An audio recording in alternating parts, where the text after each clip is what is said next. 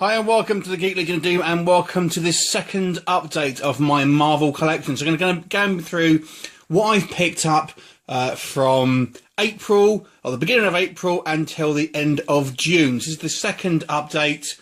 You can see my original video and my first update, obviously, earlier on in my playlists.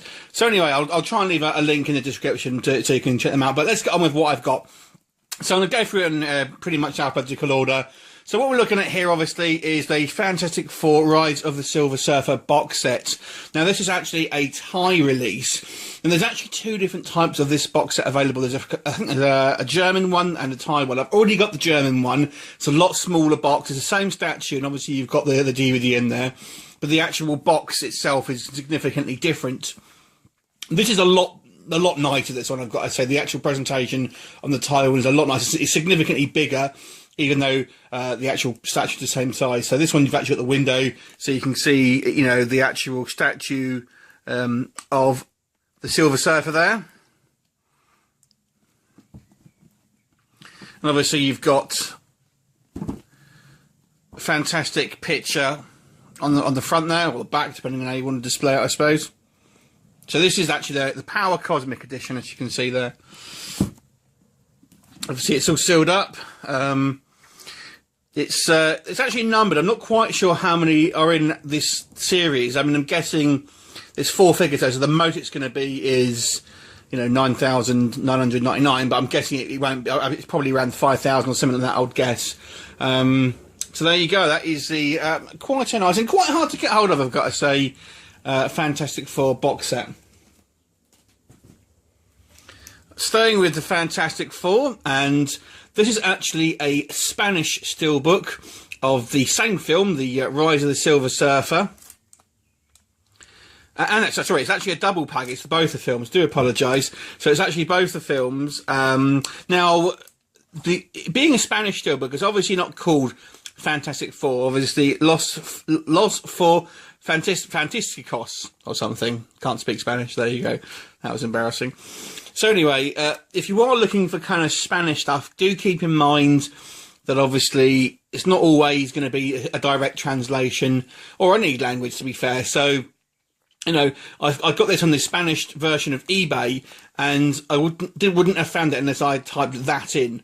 So, you know, do be aware. Don't just assume everything's going to be listed under sort of Fantastic Four or whatever it is you're looking for. So it's worth looking for the kind of the regional sort of translations. But it's nice. It's a nice steelbook. You know, I've not seen this design in other countries. I'm not a huge fan of collections, to be honest, but there's not a massive amount to collect on the Fantastic Four front, so I kind of thought I'd pick this one up.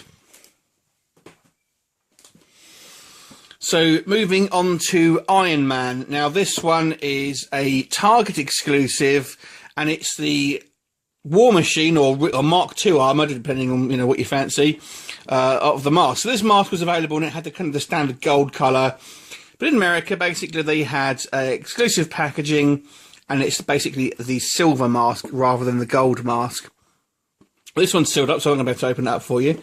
It is exactly the same. Other than that, it is just the sort of the colour variant.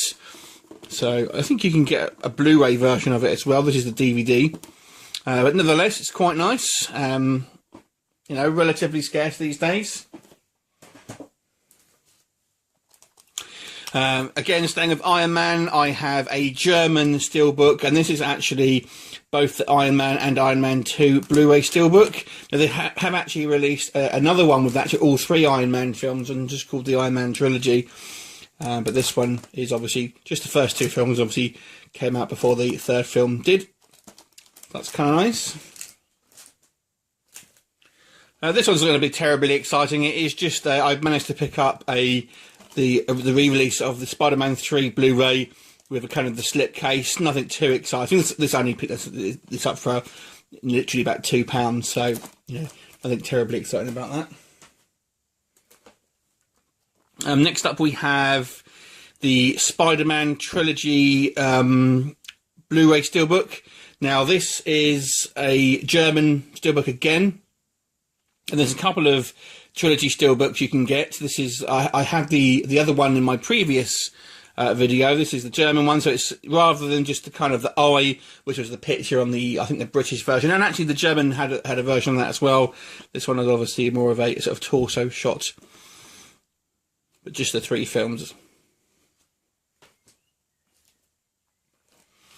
I also picked up the Blu-ray 3D Thor: The Dark World. This one's got the kind of the metallic foil finished slipcase.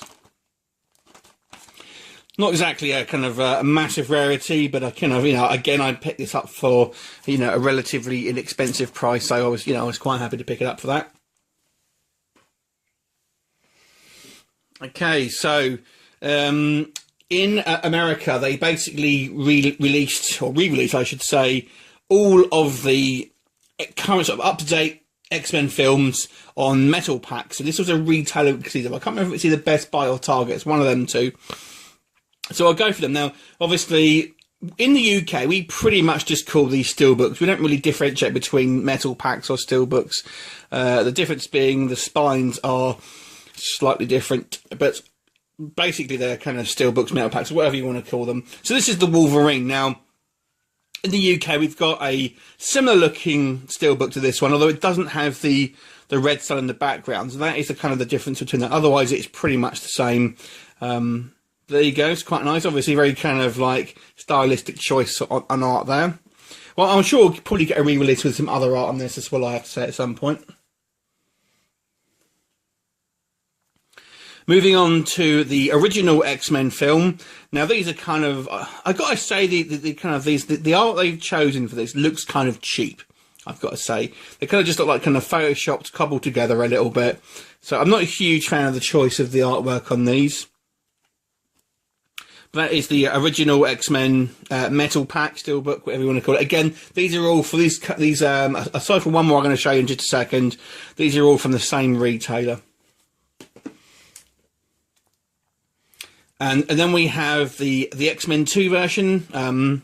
Again, kind of using that sort of cheap, sort of kind of Photoshop style art. It's okay, I guess. And I mean, I always think this picture, Wolverine's hair, looks kind of hilarious. There you go. So that is the metal pack for X2. So X-Men: The Last Stand, or X-Men 3. Again, this is the metal pack from either Target or Best Buy. Can't remember. There you go. But I do like the fact that you've got Jean Grey sort of front and centre on this one. I think that's kind of nice. It's a nice picture of her, I've got to say. I do like that. Now, moving slightly off the American ones, in the UK, we actually had a release of the steelbook of The Last Stand as well. So that's 2 Last Stand steelbooks in one pickup. And this one is embossed. You've got the kind of the logo embossed. You've got Wolverine's claw embossed, and obviously you've got this kind of border as well. Obviously comes with a J card. So these have kind of been released, these X-Men films, sort of periodically on steelbook, and obviously it was, I guess, time to release The Last Stand.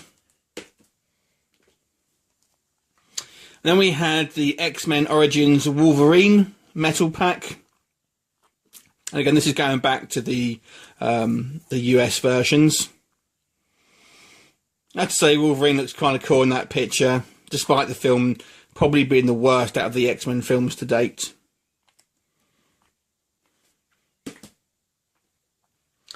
And then we had the X-Men First Class metal pack. Now, obviously, these were kind of released, obviously, just before the Days of Future Past film sort of came out, really to sort of, get on the impact of that.